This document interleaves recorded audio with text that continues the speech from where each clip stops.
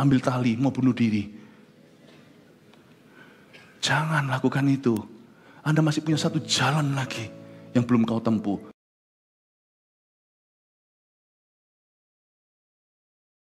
Amin. To God be the glory. Kasih kemuliaan bagi Tuhan. Shalom semua. Silakan duduk. Kita belajar firman hari ini, kitab Esther part 2. Karena part 1-nya saya sudah sampaikan di GMS Surabaya Timur beberapa minggu yang lalu.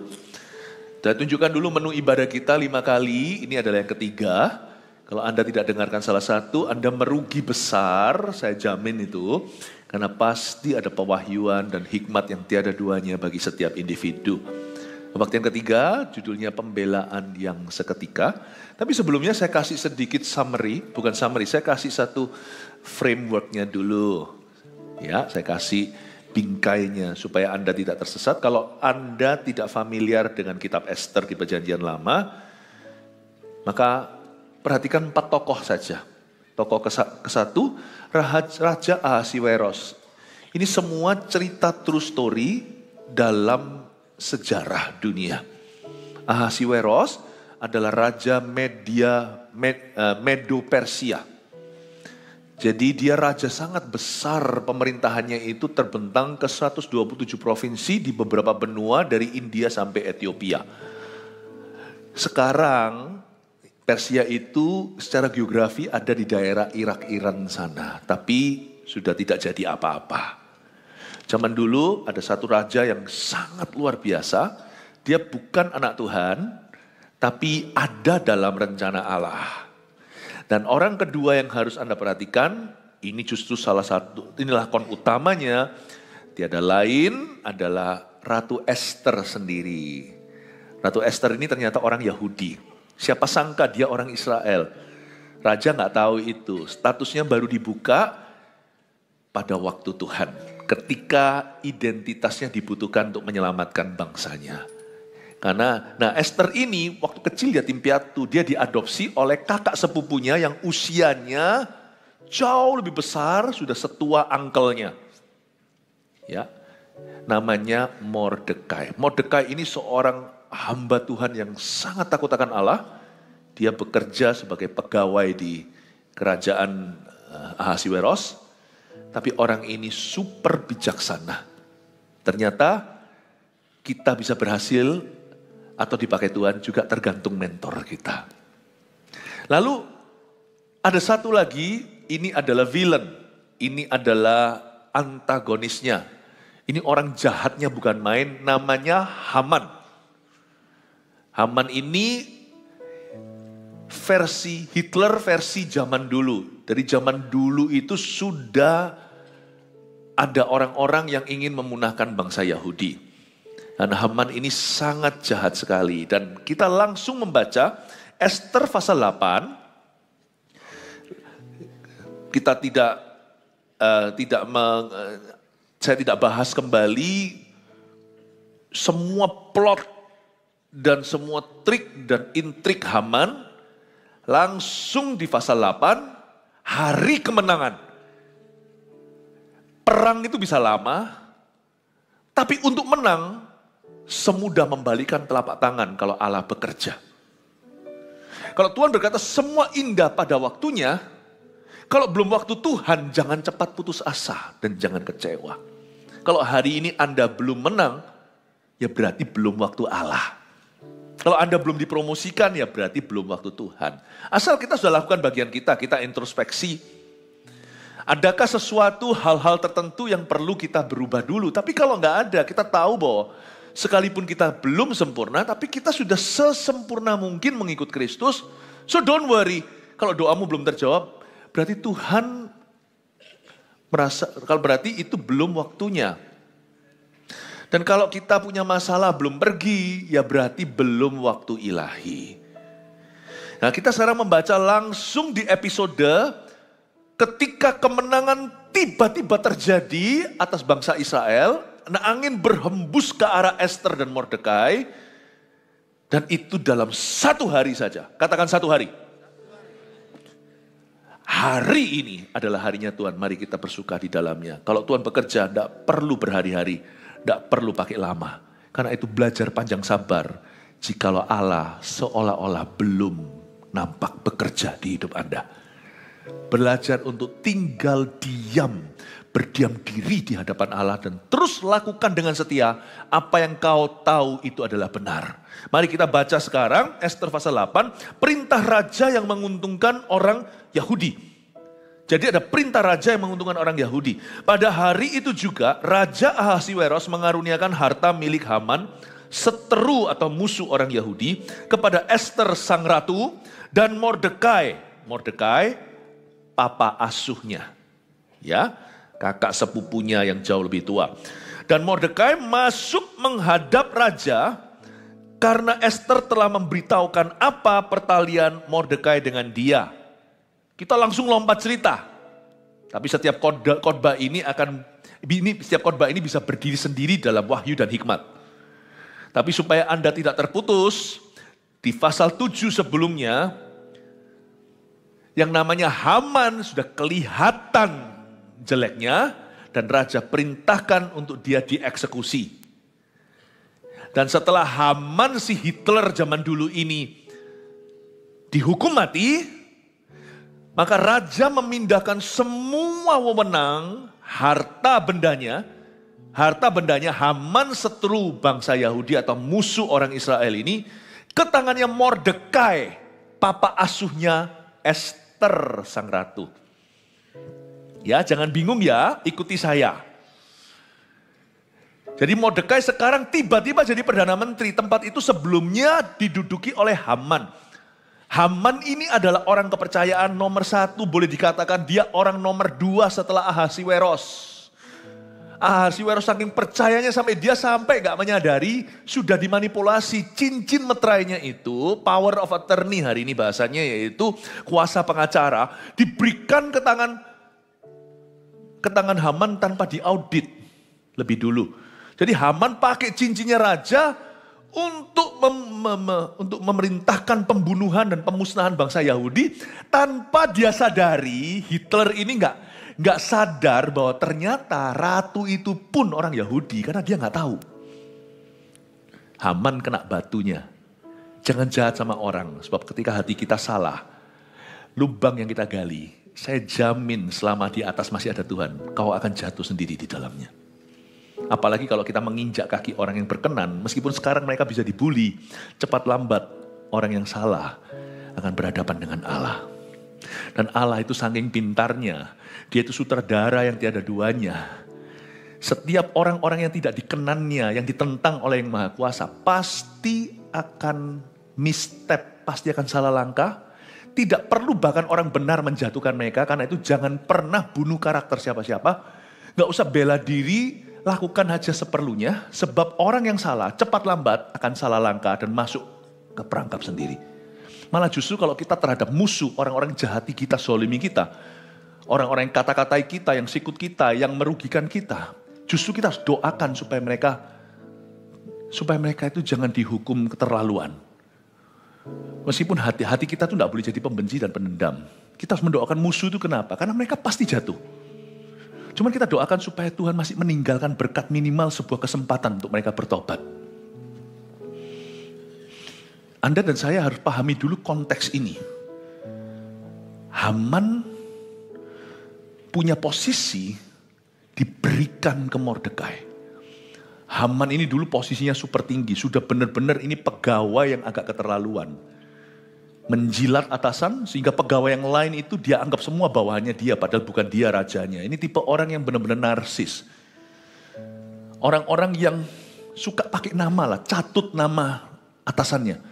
Dan karena atasannya itu percaya buta, semua orang takut sama dia.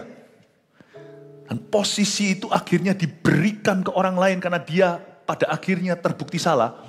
Kelihatan jeleknya, kelihatan intention, kelihatan maksud buruknya. Semua ikan busuk itu tidak bisa lama-lama kau tahan di dalam kulkas, kau simpan di sana. Cepat lambat akan ketahuan. Jadi jangan jelek-jelekan orang. Kalau orang itu jelek, nanti dia akan menjelekkan dirinya sendiri. Inilah kutukan orang yang salah di hadapan Allah. mereka akan misstep sendiri. Mereka akan clumsy bahasa Inggrisnya. Mereka nanti akan ceroboh sendiri. Ya, tugas kita jangan salahkan orang. Tugas kita lakukan kebenaran. Nanti orang itu akan jatuh sendiri dalam perangkapnya jikalau Tuhan menentangnya. Kita melihat hari itu, pada hari itu juga ayat 1, Raja Ahasiweros mengaruniakan harta milik Haman, seteru orang Yahudi, kepada Esther, sang ratu. Tapi karena Esther itu tidak di dalam pemerintahan, dia adalah istri baginda, maka diserahkan pada Mordekai, papa asuhnya Esther, sama-sama orang Yahudi nih. Dan Mordekai masuk menghadap raja karena Esther memberitahukan pertalian antara Mordekai dengan dia. Esther cerita, sebenarnya dia ini adalah kerabatku. Mordekai ini adalah ayahku, bukan papa kandung, bukan ayah kandung saya, tapi papa asuh saya. Dia adalah mentorku. Makanya Mordekai dikasih kepercayaan besar. Coba perhatikan lagi di ayat 1, kembali lagi di situ. Pada hari itu juga Raja Ahasiweros mengaruniakan harta milik Haman. Stop. Ulang lagi. Pada hari itu, garis bawahi. You see, kalau Tuhan membela kita, itu dalam sekejap mata. Makanya judul topik khotbah saya yang sekarang ini adalah pembelaan yang seketika. It doesn't take long kalau Tuhan membelamu. Sungguhan. Dan kalau Tuhan hendak membela seseorang, tidak tentu ada titik terang atau tanda-tanda ke arah sana. Makanya itu jangan berkata begini, aku doa selama ini kok. Bahkan tidak ada sama sekali titik terangnya. Tidak ada kemajuan. Allah tidak bekerja seperti manusia, pakai progres segala. Tuhan tuh tidak sungkem ke siapa-siapa. Kan Tuhan kalau bekerja, Tuhan berkata, pada hari aku menyelamatkanmu, aku akan menyelamatkanmu. Di hari aku berkenan, aku akan menolongmu. Karena Tuhan itu tinggal dalam kekekalan dan dia maha kuasa, dia mengatasi waktu. Musa pernah menulis sebuah mazmur bunyinya begini, sebab 1000 tahun bagi Musa seperti 1 hari. Tahukah? Kerugian Anda dalam 10 tahun, kalau Anda Allah bekerja, kalau Allah di pihak Anda, kalau Anda berada di sisi Tuhan, taat saja dan setia, bukankah Mazmur juga berkata begitu? Lakukan dengan setia, tinggallah di negeri, kamu akan memperoleh negeri. Tidak butuh waktu 10 tahun untuk mengembalikan kerugian 10 tahun. Tahukah Anda, kalau Allah bekerja dengan dahsyat dalam hidup seseorang, dalam 1 hari bisa kembali itu 10 tahun rugi. Apa yang 100 tahun dipupuk musuh, itu bisa kembali dalam 10 menit. Memutar balikan tangan. As easy as flipping your hand. When God works, things become so easy, too easy to be true, but it's true. Kalau Allah bekerja, dia menjadi mudah. Saking mudahnya kita hampir-hampir gak berani percaya ini sungguhan terjadi. Itulah sebabnya jangan lekas kecewa dan putus asa. Dan jangan pernah mengotak-ngotakkan Tuhan. Aku doa sampai sekarang loh. Aku mendoakan si A untuk bertobat. Tambah rusak. Aku doakan supaya dia berubah tambah kasar. Lalu celakanya Anda berhenti berdoa karena Anda kecewa. Loh gimana sang dokter kok jadi pasien tiba-tiba? Tetaplah berdoa, kata Tesalonika. Keep praying. Ketika kita tidak lihat tanda-tanda terang, ingatlah 3 kata ini. Pada hari itu, that day will come for you. Hari itu Anda akan melihat ketika orang yang Anda doakan itu maju altar call dan terima Yesus dan sungguh-sungguh berubah. Hari itu akan tiba-tiba perusahaan Anda yang merugi sekian lama itu tiba-tiba berbalik, angin berembus ke arah Anda. Berkat internasional datang. Dulu kita selalu dibully. Sekarang semua pintu tertutup. Satu-satunya terbuka hanya pintumu yang mereka bisa cari. God, Tuhan bisa memutar balikkan itu dalam 1 hari. Pada hari itu. Pada hari itu. That day. Setiap orang itu akan punya hari itu. Kalau dia jalan sama Tuhan, everyone, setiap kita itu punya hari itu. Hari ini, harinya Tuhan. Ini bukan hanya bicara soal hari Minggu kita ibadah, tapi hari keberuntungan kita. We don't need luck. Kebaktian 1 tadi saya khotbahkan. Kita tidak butuh orang berkata good luck. We have a good God. Kita punya Allah yang baik. I don't need luck, kita gak usah sombong. Kalau orang berkata good luck ya katakan aja thank you. Jangan bantah mereka, jangan berdebat. Tapi di hatimu beritahu dirimu sendiri. Aku gak butuh lucky. Karena aku punya Tuhan yang memberkati. Aku cuma punya penyertaan yang penting aku dikenannya. Kalau aku dikenan Tuhan, aku tidak akan misstep, aku tidak akan salah langkah. Tapi Tuhan menetapkan langkah-langkah orang yang hidupnya berkenan kepadanya. Apabila ia jatuh tak sampai tergeletak. Sebab Tuhan menopang tangannya. Hari keberuntunganmu itu akan tiba. Hari jawaban doamu. Hari mujizatmu. Amin Bapak Ibu. Nah sayangnya banyak orang Kristen terlalu dini menyerah dan lemparkan handuk putih. Hanya karena tidak ada tanda-tanda bahwa doamu akan segera dijawab. Yang sebaliknya malah yang terjadi. Kok tambah runyam? Kita mudah putus asa karena tidak ada titik terang. Tapi jangan lupa bahwa hari itu tetap akan datang. If you don't stop praying, if you don't stop believing. Kalau kita tidak berhenti untuk berdoa, berhenti untuk percaya, berhenti untuk berharap pada Allah. Dan juga tambahkan iman tanpa perbuatan dalam hati. Jangan berhenti berusaha.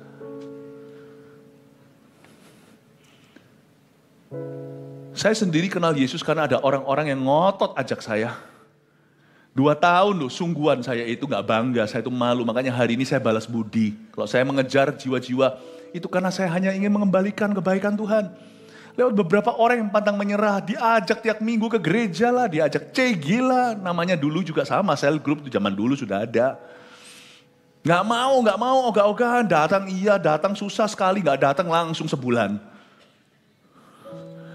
Tapi untungnya mereka tetap berusaha. Kalau enggak ada saya hari ini yang sungguh-sungguh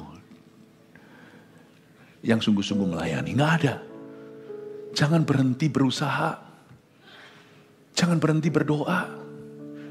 Sebab kalimat ini adalah rema. Pada hari itu tolong di garis bawah. That day will come for me. My turn around will come for me. My turning point is in front of me. Titik perubahanku, balik arahku, itu ada di depanku. Yang percaya kasih tepuk tangan untuk Tuhan.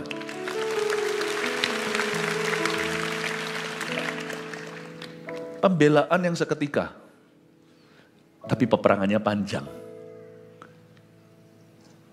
Orang perang kian lama kan tujuan akhirnya adalah untuk menang. Dalam Kristus skor terakhirnya kita sudah tahu. Kita lebih dari pemenang. Jadi jangan gampang untuk kepahitan ya. Please. Kadang-kadang memang otot kita harus seperti Gatot Kaca. Harus otot baja. Kita memang harus tekun, bahasa Inggrisnya persevere. Abraham itu memperoleh janji bukan karena dia menunggunya atau menantikan secara singkat. Dia menunggunya cukup lama. Orang cuma taunya Abraham bapak iman. Tahukah Anda, iman di situ mencakup ketekunan, kesabaran. Ada berkat yang langsung didapat. Tapi ada hal tertentu yang lewat perjuangan dulu. Perangnya cukup panjang. Tapi hari itu tetap akan tiba. Karena Tuhan berjanji pada hari itu juga. Raja mengaruniakan harta milik Haman, seteru orang Yahudi itu kepada Esther. Diputar balikkan oleh Tuhan. Amin Bapak Ibu. Siapa di sini keturunan Abraham?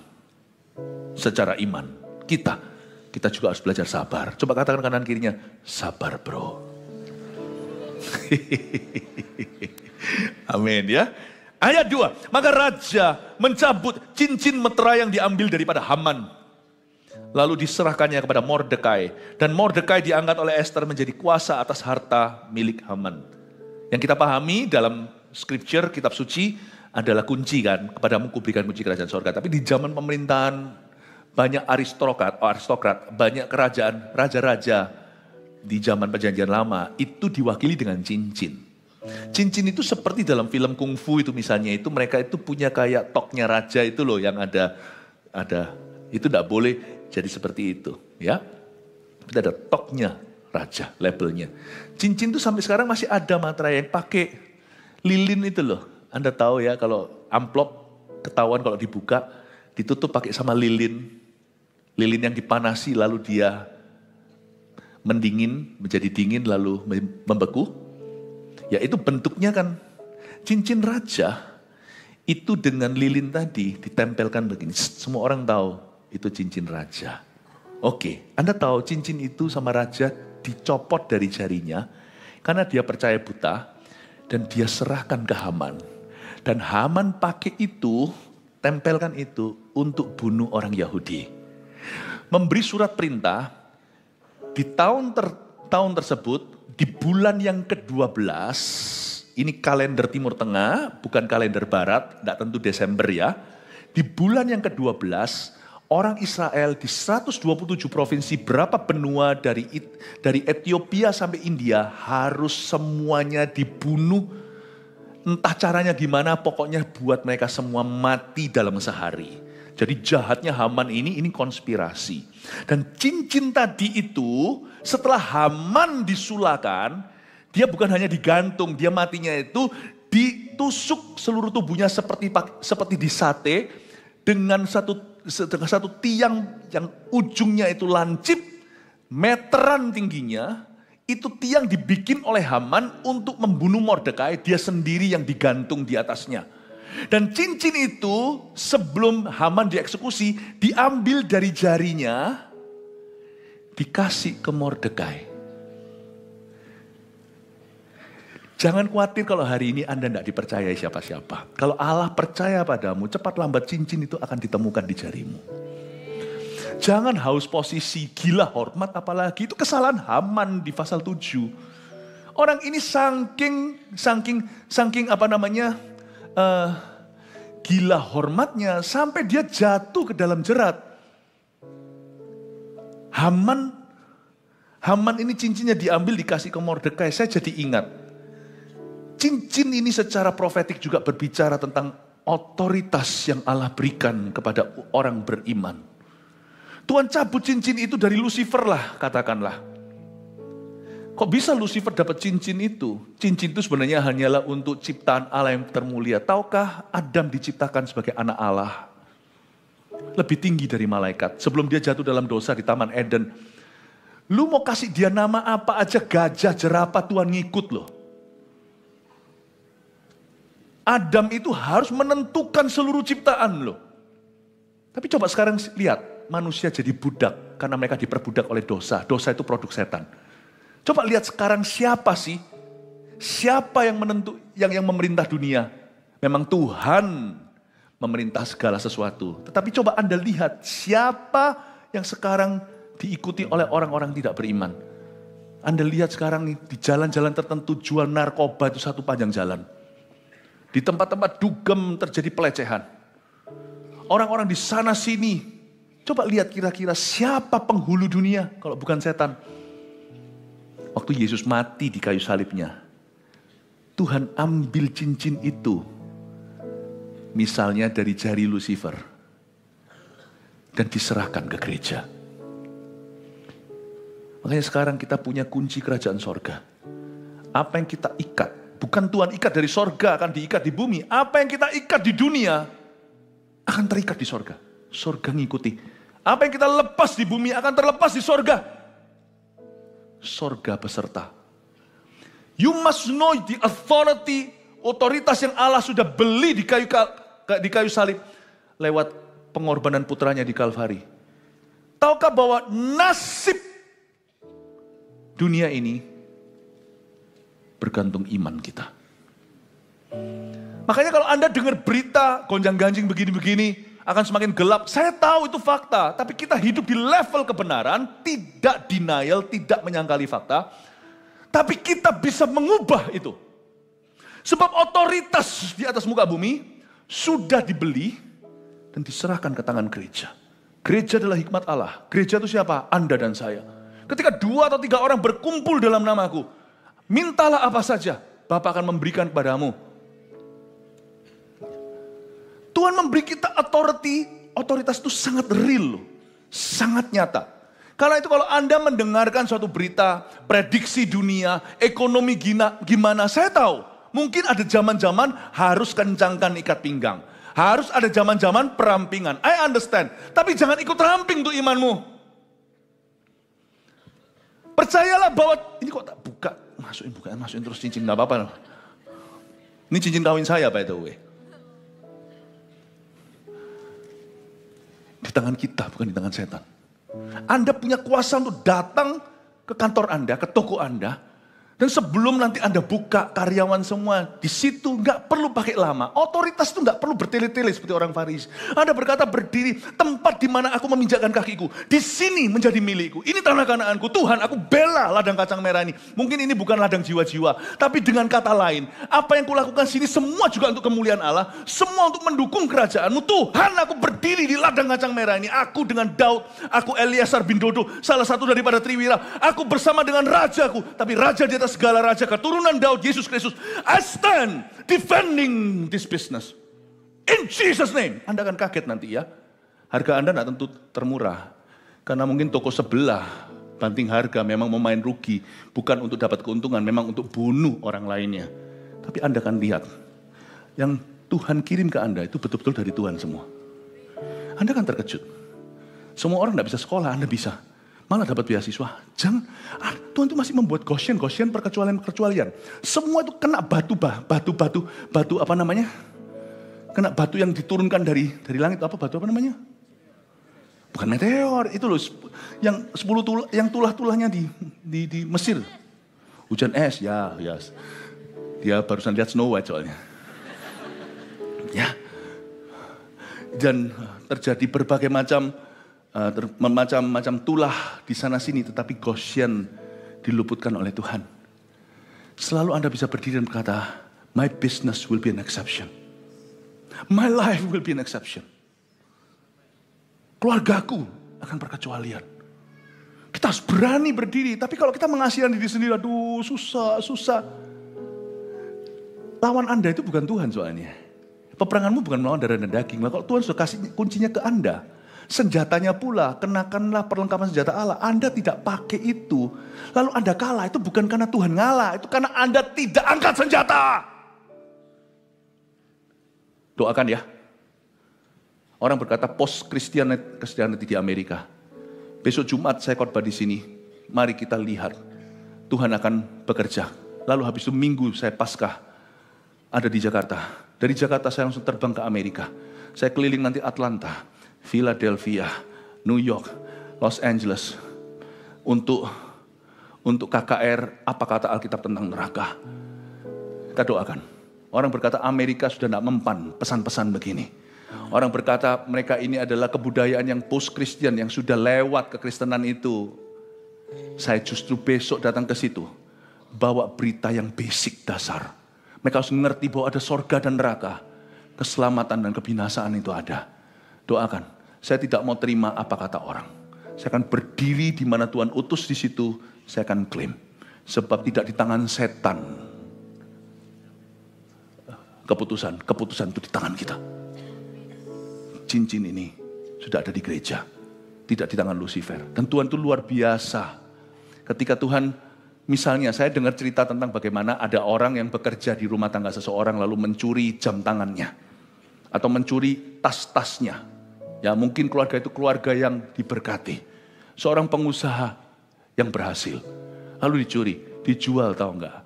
Itu mungkin barang satu biji itu harganya bisa ratusan juta. Dijualnya cuma jutaan. Makanya itu black market itu banyak keuntungan. Ya, coba bayangkan, misalnya kita adalah orang yang merugi karena barang kita dicuri. Lalu kita mau retrieve, mungkin barang tersebut ada memori indahnya, ada nilai sentimentalnya. Lalu saya pergi ke black market, saya cari tas saya yang diambil misalnya, atau cari jam tangan yang diambil misalnya. Lalu ketemu, harganya omong kosong 100 juta satu, dijual 1 juta rupiah. Anda beli berapa di black market? Jangan beli, ini cuma ilustrasi. Anda beli berapa? Ya 1 juta lah. Dia buka harga, oh enggak, ya dijual 1 juta, mungkin dijual 10 juta gitu ya. Ya, kan orangnya yang mencuri kan enggak tahu harga. Waktu dijual ke pasar loak, dikasih 1 juta rupiah, padahal harganya itu 1 biji 100 juta. Oke, misalnya. Lalu habis itu dibuka harga, kan pasar gelap. Dia buka 10 juta. Siapa mau beli, cash cepat. Lalu tiba-tiba Anda datang, Anda yang dapat. Itu tasku sendiri, aku harus tebus kembali. Padahal itu milikku dicuri. Tapi sekarang aku harus beli, paham maksud saya? Nah kalau buka harga dari gangster yang menjual, itu 10 juta. Sana beli berapa? Siapa yang bilang mau beli 10 juta? Kalau enggak beli, enggak bisa. Ini punya saya, apa buktinya? Enggak bisa. Enggak 10 juta, enggak lepas tuh barang. Kira-kira, kalau Anda kehilangan satu barang, harganya 100 juta. Lalu habis itu dijual di pasar gelap 10 juta rupiah, Anda ketemu itu barangmu, karena di dalamnya itu ada tandanya. Anda tahu itu adalah barang Anda. Siapa akan membeli kembali 10 juta? Luar biasa. Ini orang-orang waras. Kecuali kalau tidak ada uang ya, apa kata ya. Oke, siapa yang akan membelinya? Mungkin ditawar. Siapa yang akan menawar? Ayo jujur. Ini lebih waras lagi. Pak, jangan 10 juta begini Pak. Karena ini barang gua. Kenapa saya harus beli barangku sendiri? Bapak tak laporkan. Dia mungkin dengan santai bilang, laporkan silakan, ada buktinya. Anda laporkan, akhirnya nanti berakhir lebih mahal. Gimana? Anda tawar, tapi gangsternya pinter. Enggak 10 juta. Bapak enggak sekarang ambil, saya langsung naikkan harganya 15 juta. Siapa tetap beli 10 juta? Coba angkat tangan. Waras. Oke, sekarang ya, saya mau tanya siapa yang enggak waras. Harganya 1 juta. Harga aslinya. Dicuri. Sekarang dijual 10 juta di pasar gelap. Anda ketemu. Siapa akan beli 100 juta rupiah? Tak beli 100 juta. Oke, Anda angkat tangan. Why? Karena sangat bernilai. Ini super waras dan mulia. Anda semua kalah. Kasih tepuk tangan. Oke Pak, sekarang saya tanya kepada Anda seorang. Soalnya yang lain tidak waras. Kalau harganya itu 100 juta, dia tahu nih, ya kan? Dia kasih 10 juta aja, dia maksudnya kasih 10 juta aja sudah bisa Anda beli kok. Kenapa Anda kasih 100 juta? Berarti Anda tidak waras. Dia buka harga 10 juta loh. Anda bayar dia 100 juta, tidak usah kembalian. Sorry. Kalau mau tidak waras kalian. Anda beli 1 triliun itu. Padahal gangsternya cuma minta 10 juta lepas dia. Anda beli 1 triliun. Itu yang Yesus lakukan di Kalvari. Anda miliknya, dicuri sama setan. Berdosa jadi miliknya, cincin di tangan. Hahaha, tertawa seperti hewan di Afrika, hyena. Hihihi. Semua ketawa. Sekarang gua yang punya dunia. Adam sudah jual hak kesulungannya. Lalu habis itu Yesus pergi ke tempat yang paling gelap. Gempa bumi pukul 3 Jumat Agung itu. Dia bukan membeli kembali dengan harga Adam. Bapa di sorga membelinya dengan nyawa putranya. Padahal gak perlu segitu, lepas kok tangan. Tuhan tunjukkan kasih-Nya. Paham maksud saya? Allah membeli kita semua ini overpriced. Kita ini di pasar gelap. Setan gak butuh kita. Dia beli kita bukan dengan 1 triliun. Dia beli kita dengan nyawa putra satu-satunya. Dan yang dibeli bukan hanya jiwamu. Sekali lagi saya copot cincin saya. Dia juga menebus kembali kunci kerajaan sorga di tanganmu. Terus setelah dibeli dengan 1 triliun tadi, kau buang sia-sia. Kau tidak berdoa. Berdoa pun tidak percaya. Minder rohani lagi, suka mengeluh. Dan selalu meratapi nasib. Ikut apa kata dunia. Tidak berani lawan arus untuk ikut Yesus. Cincin ini dibeli kembali di pasar gelap dengan 1 triliun. Bukan hanya membeli nyawamu, dia memberimu kunci kerajaan sorga. Use it, baby. Use it. Orang tanya sama saya, kenapa Pastor Philip sibuk gereja 1 juta murid, kalau saya bisa 1 miliar murid. Cuman saya tahu saya tidak mampu. Use it. Sekarang waktunya kita nge-charge setan. Kembalikan berkat-berkat yang harusnya miliknya keluargaku. Aku rampas kembali, kau tidak berhak tahu. Tuhan sudah membeli kami. Papaku itu sudah dibeli dengan darah yang mahal.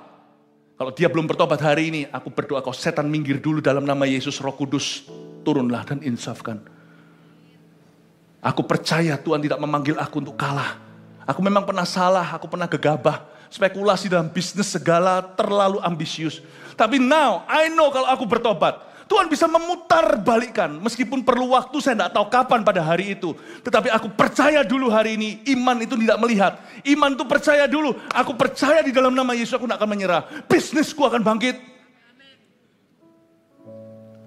Aku tidak dipanggil sama Tuhan untuk jadi biasa. Lebih dari pemenang. Aku toh bukan mau foya-foya. Aku mau sekolah tinggi bukan karena aku mau gaya. Aku mau membangun kerajaan sorga seperti anak-anak di gereja ini sudah diajari dari kecil menjadi church builders. Aku mau belajar arsitektur dari sekolah yang terbaik. Semampuku, semampu orang tuaku. Tapi kalau aku hanya ngikut semampuan orang tuaku, ngapain aku memanggil dia Bapa kami di dalam sorga? I have another father. Aku punya Bapa yang lain di atas sana. Bapaknya mamaku dan bapaknya papaku. Bapa kami yang ada di dalam sorga. Aku naik banding. Terima kasih ya ayah ibu, kau sudah berusaha sekeras mungkin. But I'm gonna stand on my faith. Karena aku punya status sekarang, I know who I am, aku tahu aku siapa. Aku adalah anaknya Tuhan. Aku berterima kasih untuk ayah ibuku di dunia yang sudah memberi yang terbaik. Tapi sekarang aku naik banding, naik tangga Yakub, naik tangga sorga itu dan berkata, aku anaknya Allah. Aku kan sekolah tinggi di kota Anu, di kota itu. Aku bisa.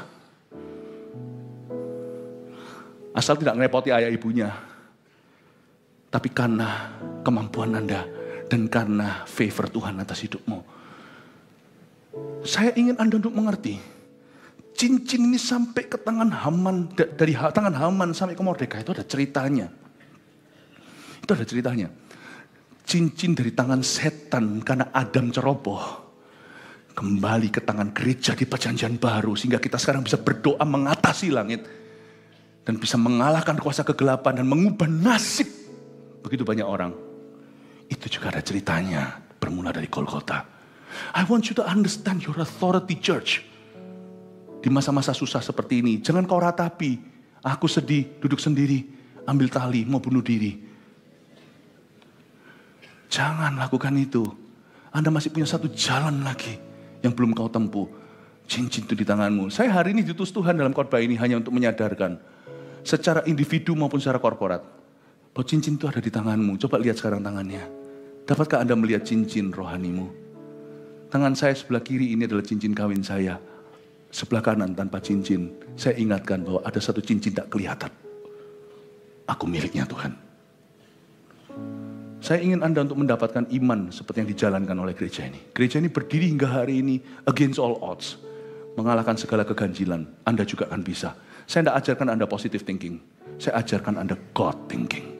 Berpikir seperti Allah berpikir. Amin Bapak Ibu. I have the mind of Christ. Aku punya pikiran Kristus kata Paulus. Saya harap Anda mendapatkan ini. Iman timbul dari pendengaran kan? Semoga apa yang Anda dengarkan ini bangkitkan iman. Tidak semua pendengaran bangkitkan iman loh. Coba dengarkan orang beriman yang mengeluh. Anda bisa beriman karena mendengarkannya? Iman tidak timbul dari semata-mata pendengaran apa saja. Tapi pendengaran kan firman Kristus. Coba dengarkan orang yang beriman dan mengaku beriman. Tapi isinya semua keluhan. Pesimis, negatif. Anda dengarkan. Anda tidak jadi beriman. Iman timbul dari pendengaran. Dari orang-orang beriman kepada Yesus. Dan mengajarkan bagaimana beriman dengan benar. Dan semoga apa yang saya ajarkan ini akan menjadi terobosanmu. Karena ini tahun-tahun kemenangan. Anda harus mengerti otoritas Anda. Anda harus paham dulu apa yang Tuhan sudah beli di Kalvari. Jangan mulai salahkan nasibmu ke orang lain. Gara-gara begini, gara-gara keadaan, kondisi, sikon, segalanya. Sudahlah, stop making excuses. Stand up, koreksi apa yang perlu. Tapi janganlah kau rampingkan imanmu. Imanmu harus tetap menyala. Pengharapanmu harus tetap besar. Kasihmu harus lebih besar lagi karena terbesar diantaranya adalah kasih. Kasihlah Tuhan Allahmu dengan segenap hatimu. Kasih tepuk tangan untuk Tuhan kita. Oke, lanjut sedikit ya. Kemudian sampai mana sekarang? Ayat yang ketiga. Kemudian Ester berkata lagi kepada raja sambil sujud pada kakinya. Dan menangis memohon karunia-Nya supaya dibatalkannya maksud jahat Haman orang Agag itu serta rancangan yang sudah dibuatnya terhadap orang Yahudi. Wait a minute. Kenapa kok nangis lagi? By the way, jangan lupa FYI for your information, Haman sudah mati. Loh, harusnya kan dia sudah bisa happy. Gini ya Bapak Ibu, kalau tiba-tiba Tuhan membelamu, yang kau nanti-nantikan terjadi, jangan langsung happy. Jangan terlalu dini selebrasi. Seperti orang yang lari gitu belum sampai garis finish kalau pitanya itu belum putus karena perutmu atau dadamu. Jangan langsung ece musuhmu dan jangan terlalu cepat untuk berbahagia. Kenapa Ester masih nangis padahal musuh utama, villain, antagonisnya sudah dieksekusi? Why? Karena masih ada proses yang berlanjut. Saya ajak Anda lihat ayat 4. Maka raja mengulurkan tongkat emas pada Ester, lalu bangkitlah Ester dan berdiri di hadapan raja, serta sembahnya. Jikalau baik pada pemandangan raja, dan jikalau hamba mendapat kasih raja, dan hal ini kiranya dipandang benar oleh raja, dan raja berkenan kepada hamba, maka hendaklah dikeluarkan surat titah untuk menarik kembali surat-surat yang berisi rancangan Haman bin Hamedata, orang Agag itu, yang ditulisnya untuk membinasakan orang Yahudi di dalam semua kerajaan, daerah kerajaan. Lihat saya sebentar, saya jelaskan dengan singkat. Sebelum kejadian ini, kemenangan terjadi, hari-hari sebelumnya, bahkan minggu-minggu sebelumnya, sudah terlanjur pakai signet ring atau cincin meterai raja, ditempel ke lilin dan disebarkan ke 127 provinsi, sebuah surat yang mengharuskan semua rakyat di bawah pemerintahan Ahasiweros Medo Persia ini untuk menyerahkan orang-orang Jews, orang-orang Yahudi ke alun-alun kota dieksekusi bersama. Paham ya? Haman memang mati. Bosnya mereka. Orang jahat utamanya dan juga mastermind-nya sudah meninggal dunia. Atau ini ya, yang memikirkan semua ini, yang merancangkan. Tapi jangan lupa, ketika Anda dibela, jangan lekas beria-ria. Pikirkan bahwa prosesnya masih ada dan berjalan. Di dalam zaman Medo Persia, apa yang sudah pakai cincin raja, ditempelkan, dan sudah dibacakan, tidak bisa ditarik kembali bahkan oleh raja itu sendiri. Jadi semua yang raja sudah dikirimkan, seperti di WA itu nggak ada delete for you or delete for everybody. Sekali sudah tekan tombol kirim atau send yang hijau itu terkirim, raja sendiri nggak bisa retrieve menariknya kembali, kecuali raja pakai the same signet ring, pakai cincin meterai yang sama, buat peraturan baru untuk mengcounter itu. Paham ya? Semua yang raja perintahkan tidak bisa di-cancel. Kalau di-cancel berarti raja itu kurang wewenang. Jadi raja itu dianggap zaman itu seperti dewa. Nggak bisa. Sekalipun Haman udah mati, Ester sudah aman. Oke? Karena Ester tinggal di satu puri atau satu kota namanya Benteng Susan. Itu seperti apa? Itu seperti Jakarta. Itu ibu kota, salah satu ibu kota utama dari 127 provinsi itu di hari ini geografinya di Iran. Ester sudah aman. Jangan cepat-cepat punya rasa aman palsu. Dan kalau Allah membelamu suatu hari, jangan lekas beria-ria lalu nyantai bro. Jangan lakukan itu. Ada satu lagu yang tidak patut dinyanyikan oleh orang Kristen.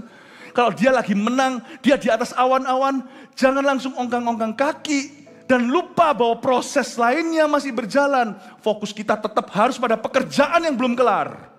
Fokusmu adalah work out your salvation, kerjakan keselamatanmu. Ada satu lagu yang jangan dinyanyikan, bunyinya begini. Kalau kita sudah diangkatnya, kita dipromosikannya, kita dibela, musuh kita kalah. Jangan kita merasa gagah, lalu kita overconfident, terlalu percaya diri, lalu kita mulai mengejek orang-orang yang sekarang berada di bawah. Don't do that. Orang Israel punya hikmat. Waktu hari ini kita dibela, pembelaan itu memang seketika. Tapi dia ingat, ada surat yang sudah jalan. Itu harus diralat. Pikiran kita itu tidak boleh untuk selebrasi. Pikiran kita itu harus tuntaskan tugas. When your eyes are on your job, you will not celebrate too early. Amin Bapak Ibu Saudara, ini suatu hikmat. Dan lihat di ayat 5 tadi, cara Esther ngomong sama Baginda. Tadi kan dia nangis. Padahal ini harinya seharusnya dia berpesta pora. Tapi Esther menolak untuk berpesta. Esther justru masuk lagi menyembah ke hadapan raja. Jikalau kau pandang baik dan jikalau aku mendapat kasihmu dan dipandang benar dan dipandang berkenan. Sekalipun Esther boleh dikatakan sudah menang dan di atas awan-awan, dia nggak gaya dan mentang-mentang. Sekalipun dia sekarang boleh dikatakan sudah above his enemy, her enemy, sudah di atas musuh-musuhnya, Esther tetap rendah hati. Kalau Tuhan mengangkatmu, jangan berubah. Kalau Tuhan membelamu, jangan ece musuhmu. Jangan-jangan nanti Tuhan menyesal gituin musuhmu dan memberkati mereka. Dan jikalau Tuhan mengangkat Anda, jangan seorang pun di sini jadi gaya. Belajar dari Esther, gaya bahasanya tidak berubah. Jikalau engkau berkenan, kalau ini benar dan baik di hadapanmu, jikalau aku mendapat kasih karunia raja, Esther ini sudah di atas awan-awan. Semua harta Haman, Perdana Menteri posisi ini sudah vakum, sekarang dikasih ke Mordekai. Mordekai pegang cincinnya. Esther dan Mordekai itu super power, setengah kerajaan sudah. Itu katakan, kalau bentrok raja pun tidak lebih berkuasa misalnya. Tapi Esther tetap rendah hati. Si Esther itu nama dusunnya adalah Hadassah. Orang boleh panggil dia Ratu Esther. Panggilan rumah dia tidak pernah lupa. I'm forever Hadassah. Jangan berubah jadi orang jikalau Anda jadi konglomerat. Jangan berubah jadi orang kalau tiba-tiba pelayananmu besar. Jangan berubah jadi orang kalau tiba-tiba Anda jadi terkenal. Kalau tiba-tiba pengikutmu jadi jutaan. Jangan berubah tiba-tiba jikalau Anda sekarang sudah sudah dipandang oleh orang. Jangan berubah. Tetap ingatlah bahwa Anda punya nama dusun secara rohani. Sampai forever and ever orang bisa memanggil Esther. Tapi di hadapan Allah, antara kau dan Tuhan kau tahu, kau hanyalah Hadassah, gadis desa yang diangkat Tuhan jadi ratu menggantikan Wasti. Amin Bapak Ibu.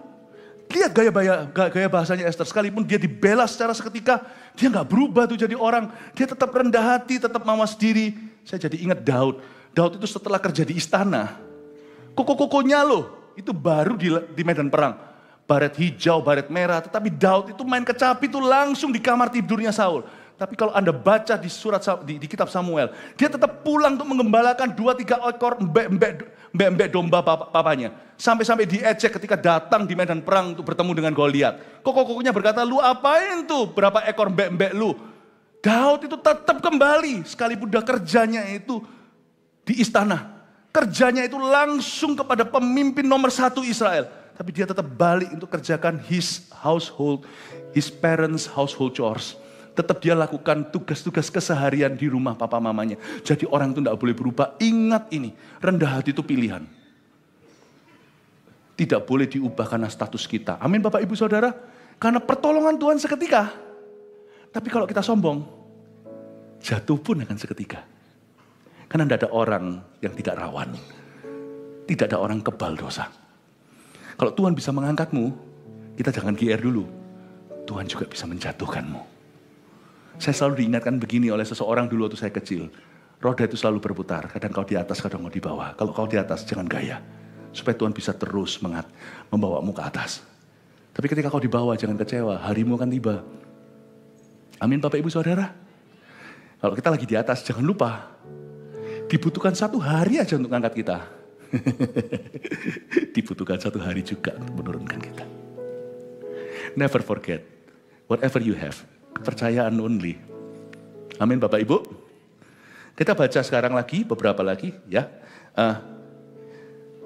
Maka jawab Raja Ahasiweros kepada Esther, sang ratu ayat 7. Serta kepada Mordekai orang Yahudi itu, harta milik Haman telah kau kukaruniakan kepada Esther dan Haman sendiri telah disulakan pada tiang. Karena ia sudah mengacungkan tangannya kepada orang Yahudi. Tuliskanlah atas nama raja apa yang kamu pandang baik tentang orang Yahudi dan meteraikanlah surat itu dengan cincin meterai raja Karena surat yang dituliskan atas nama raja dan dimeteraikan dengan cincin meterai raja tidak dapat ditarik kembali. Bapak Ibu Saudara, saya ceritain tentang Haman. Katakan Haman. Sebenarnya orang-orang Israel itu, Esther ini tidak sempurna. Tapi orang Israel punya trauma. Boleh punya trauma, kalau trauma itu membuat kita jadi lebih baik. Boleh punya bad memory, kalau itu tidak jadi hantu, tapi mengajari kita untuk hati-hati. Belajar dari kesalahan orang lain jauh lebih bijak daripada belajar dari kesalahan sendiri yang diulang-ulangi. Haman, katakan Haman. Haman ini di Alkitab dikatakan bin Hamedata. Saya tidak tahu, bin itu anaknya Hamedata, saya tidak tahu siapa dia. Tapi orang Agag saya tahu. Tahukah 500 tahun sebelum kejadian Esther ini, Raja Saul memenangkan perang, mengalahkan bangsa Amalek. Dan itulah sebabnya dalam kejadian ini, kerajaan dirobek dari raja pertama Israel. Karena dia membangkang pada titah Tuhan. Tahu apa yang terjadi? Ketika Samuel telat datang untuk mempersembahkan korban, kebiasaannya adalah ada suatu peraturan, kalau raja yang takut akan Tuhan menang perang, habis itu akan mempersembahkan korban. Biasanya mereka mempersembahkan korban sebelum dan sesudah perang. Ya kalau kalah perang ya mati, berarti tidak ada korban, bisa dibagi, dipersembahkan karena mereka yang jadi korban. Kalau Anda tidak jadi korban, Anda terus harus menjadi korban yang hidup bagi Allah. Nah, apa yang terjadi ketika ketika Samuel datang, dia dengar suara padahal sudah ada perintah yang sangat jelas, semua harus dibinasakan. Semua harus dihancurkan, semua di kemah Amalek tidak boleh ada disimpan. Lalu Samuel tanya, apa itu mbek-mbek yang aku dengar? Yaitu wagyu-wagyunya untuk persembahan Tuhan. Lalu Samuel marah berkata, bukan korban yang Tuhan kehendaki tapi ketaatan. Mendengarkan lebih baik daripada memberikan korban. Lalu dia lihat, loh, Raja Amalek dibiarin hidup. Namanya Agag. Kenapa lu buat hidup? Saul berkata, sungkan.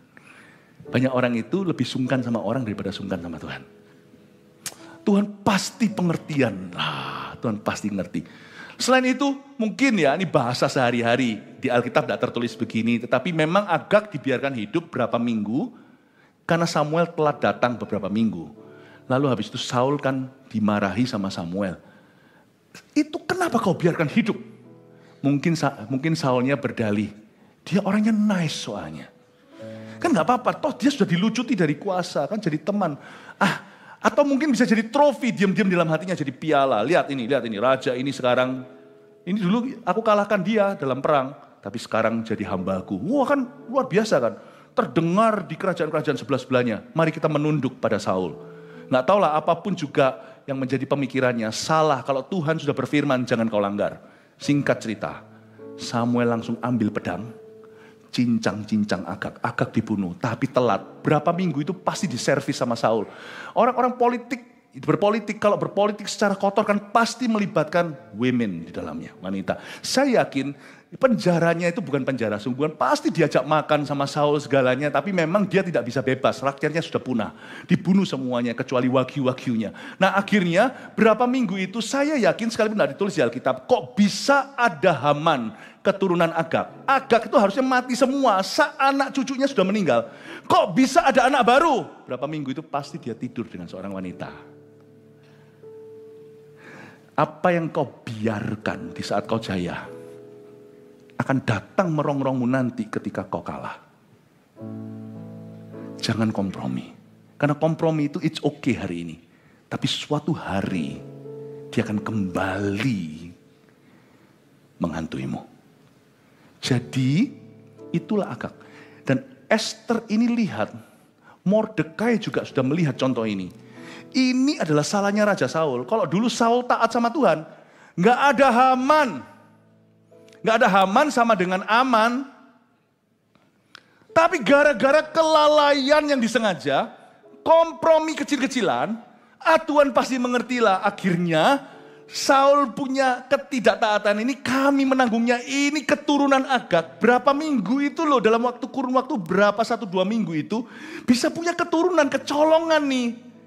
Haman jadi musuh bangsa Israel. Jangan kau remehkan loh ya. Ulat yang kau pelihara sekarang, nanti suatu hari akan jadi ular beludak. cacing yang kau buat main lucu, nanti jadi ular kobra suatu hari.